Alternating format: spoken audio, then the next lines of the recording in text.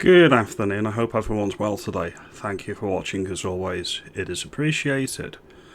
I've been thinking a lot about the class system in this United Kingdom, specifically England, a lot lately. People, if they look like me, talk like me, and are from the north and not the south, are usually kept out of politics unless you become part of a major political party, you toe the party line, and you do as instructed. Look at Angela Rayner. Now, I seen a clip recently and it was by Harrison Pitt. I think he's part of Restore Britain and part of the New Culture Forum. And it's quite revealing because there's certain political commentators that are conservative that I've always had a soft spot for, such as Tim Stanley. I've done a video about 18 months ago about who I would want running the country, and he was one of my picks because he comes across quite well. You live and learn. You knew different things every single day, and you learn different things about people, and opinion shifts. So I'm going to play this clip first of all, and then we'll get into another clip as well. And then I'll explain what I think's going on here. Everyone has a sacred core of untouchable beliefs. This explains why the pattern of post-war liberalism is always the same. I'm sure you've probably all noticed it yourself. Always permissive leftwards, always ultra-vigilant rightwards. All while posing, of course, as lovers of open, unpoliced debate. Now, Ash Sarkar, as we all know, is a gloating anti-white coloniser who gets invited onto Newsnight most weeks.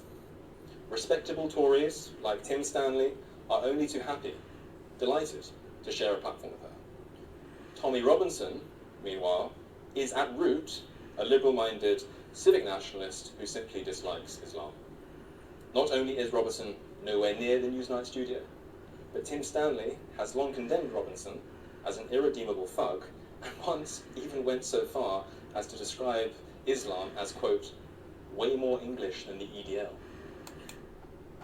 Islam, the conquering religion of peace, is more English than somebody from Luton in the English Defence League over a decade ago.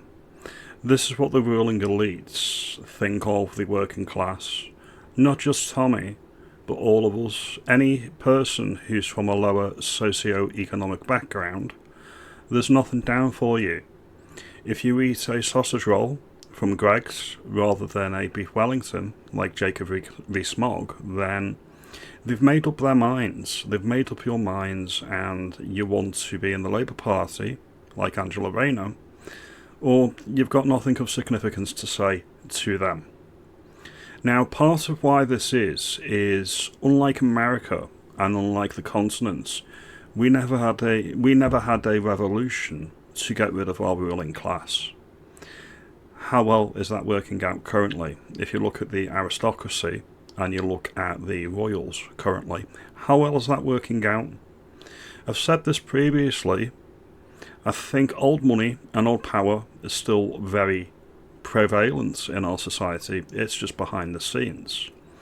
And then you listen to things like this, what Harrison is saying, and there is a snobbishness, a gatekeeping of anybody with new ideas, or at least speaking a different way to them, is allowed into politics. 2013, Tim Stanley's Telegraph column. That's what he said. Look it up. Look it up. I couldn't believe it. I thought it was a meme at first.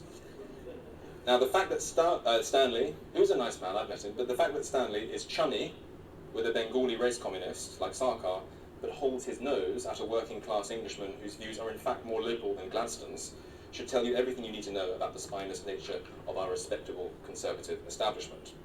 However, it also tells us a lot about the unspoken red lines of post-war liberalism.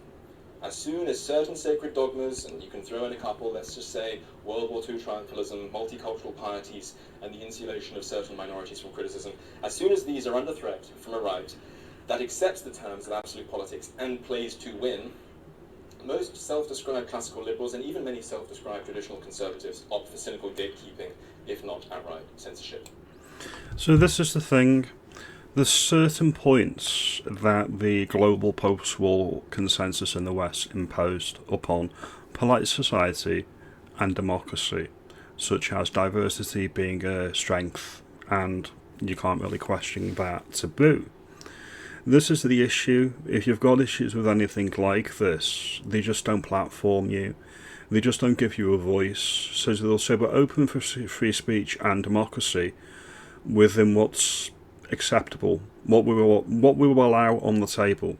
Nothing that's not on the table can't be talked about. Which is why they had such a meltdown. This is Tim Stanley and Camilla Tominey, who's got her own show on GB News. They had an utter meltdown regarding Elon Musk at a Unite the Kingdom rally when he came in on what Tommy was doing. And I wasn't at that rally, but I have been at a previous Unite the Kingdom rally. I think mine was in October 24. And this is the issue. This is the issue. And what they say in this clip is telling. So I'm going to get to that clip now. Attempt to make Tom Robinson mainstream, and then he's at the march flanked by Katie Hopkins and Lawrence Fox. And the attempt to make him mainstream is coming from America. Yes. Exactly, it's coming from America because they don't understand that the class system in the United Kingdom is still very much in play. People like Camilla, people like Tim, can dismiss people from my walk of life as irrelevant. We don't matter because of the way we speak. They think we can't spell the word fascist. They think we are knucklejaggers, and they think we are really fucking stupid. We're probably a lot brighter and smarter than they are, and they don't realise it because we weren't born with silver spoons in our mouths. And it's also telling that they mention Lawrence Fox, who was a respected actor, until he spoke out of line on a BBC Question Time show, and then he was deplatformed. And it's the same with Katie Hopkins. Even back in the day when she was on The Apprentice, she was outspoken, but as soon as she crossed certain red lines, she was deplatformed. So it's not about these people who have not been deplatformed saying they are irrelevant.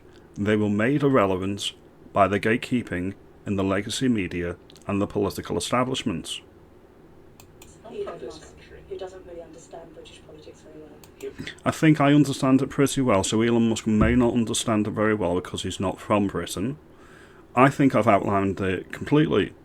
If you want to be inside the tent, you need to play by their rules of what is acceptable and what isn't acceptable. Regardless of whether it's illegal or not, that is not the bar. The bar is, are you going to play in our club or do you want to change the club? That is the issue. If you don't accept their pre-approved talking points, you just won't even get on the show. We're speaking on the stage with Tommy Robinson and uttered the words, "You must fight or you die." And obviously in some contexts, fighting could just mean politically, we're going to stand for office and get those votes, etc. In another context, it could mean inciting violence.